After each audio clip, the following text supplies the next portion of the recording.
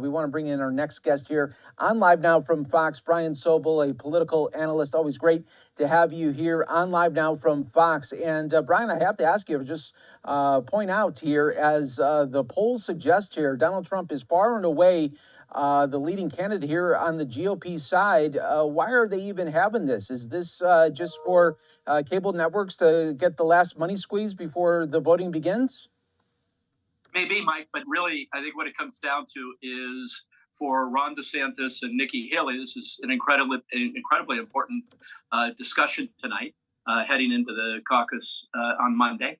And, as I point out to people, Iowa here and then New Hampshire are completely different. New Hampshire coming up in a few days. Is really the first time when votes will be cast in the more traditional way. Tonight, it's about reaching caucus members in Iowa, Mike, who may be persuaded to move away from Donald Trump, and that's the whole point of this thing for Nikki Haley and Ron DeSantis. Yeah, and it seems like Nikki Haley, through the last couple of weeks, has really been gaining the momentum on DeSantis here. And what does DeSantis have to do tonight to try to maybe change this wave since he started campaigning? I mean, he had the big breakout video when he first came. He got all the buzz on that first day, and then tragically, he's been going down since. Mike, great question. I think in any political campaign, you have people rising and falling, sometimes more than once. But in this case, Ron DeSantis has been kind of drifting downward, and Nikki Haley has really been seizing the momentum and, frankly, the narrative. And for that reason, you're seeing other Republican candidates, including the former president, now really turning their attention to Nikki Haley and saying, hey, she's going to be a problem, or, the narrative is now she's not right for the presidency.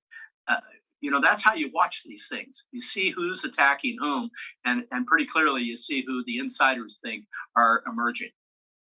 Yeah, that is such a great point. I'm glad that you bring that up. I want to also talk about the former president, Donald Trump. He'll be on Fox News doing his own town hall event here. And of course, he has been in the news for other things because he has so many different court appearances. We just talked about Washington, D.C. yesterday. Is there anything with his base there and his voters, is there anything that he can say that can bring people to his side? It seems like with Trump, you either love him or you're not for him. Very interesting point. And I think even among Republicans, there's a contingent of Republicans who are just his base. And it really doesn't matter what anything is said about him or what occurs, indictments or anything else. It doesn't shake their faith in Donald Trump. There are, however, a lot of Republicans out there who are going to be thinking very seriously about whether they want 4 more years of this drama, because that's what you're signing up for.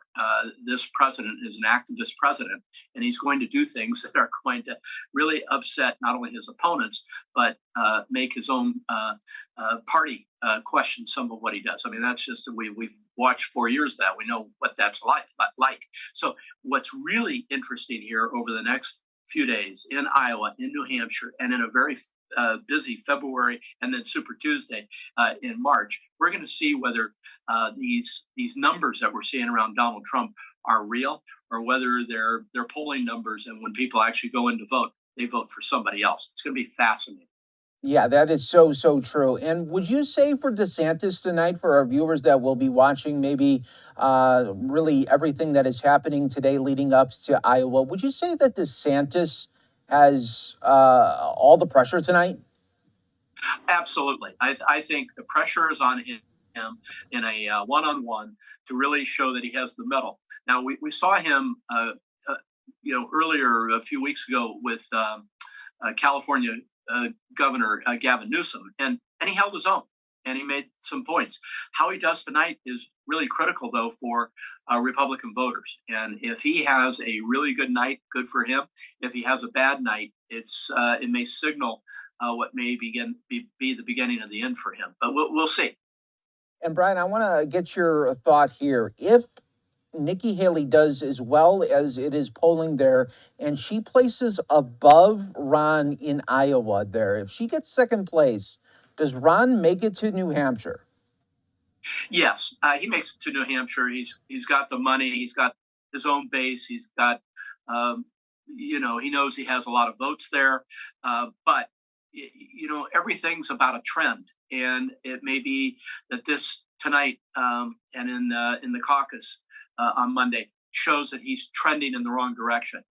He'd have to really pick it up in New Hampshire, because New Hampshire is the bellwether, I believe, in this cycle for both Nikki Haley and Ron DeSantis. Donald Trump has the luxury, because of his polling, to sit back and not even take part in tonight's debate. He'll be in the same town. 200,000 people in Des Moines, and they're all right in the same place, but they can't sit on the same stage. So, but having said that, there's no reason for Trump to this early debate when he's got this kind of lead in the polling. And were you surprised, not only because, of course, Donald Trump is a former president there, so you get a bit of advantage as well. But I was expecting, I guess, that this was going to be a lot tighter with DeSantis and Trump here. But it just seemed like from the get-go that it was never close. He has not, this is Ron DeSantis, has not been able to really get momentum on the campaign trail. He has his supporters. He makes his points. He talks about Florida continuously, and that's all good for his narrative. But he cannot seem to make any headway on Trump. Now, Nikki Haley, on the other hand, has come from the back of the pack in some respects of all those candidates who were in the early debates. And she's now looming as potentially Donald Trump's top challenger. So, in the world of momentum, she's got it, and Ron DeSantis doesn't right now. But we'll see what happens after tonight and Monday. Yeah, we can't wait for that. We know as soon as Monday happens, I mean, it's going to go from Iowa caucus to New Hampshire, and then before you blink, we're going to be at the conventions in the summertime, and then November comes, and then we have an election here. Absolutely. No, it's going to come fast. Last thing, Brian, let's just skip ahead here. Let's just say, with the polling is correct here, Trump gets the nomination on the GOP side here, and it's going to be a rematch of 2020 here. Do we see a tighter grip? I know it was already tight in 2020 there, but will it be even tighter, given that Biden is now an incumbent rather than a challenger? My sense is that because of all of the drama that has surrounded the president, that at least some Republicans are really questioning whether they want to see 4 more years of Donald Trump. If that's the case, and even juxtaposing that with the fact that I think people are very worried about President Biden's mental cognition and all of that, even with that, I think some Republicans are either going to sit it out and not vote, or they're going to hold their nose and vote for Biden, or maybe another candidate. I don't see Trump going into the election in November with the same, again, momentum as he had years ago. Yeah, it'll be fascinating to watch there. All eyes starting in Iowa and then leading up to the November general election there. We appreciate it, Brian. As always, you take care, and we'll talk soon. Sounds good, Mike. Have a great day. Yes, you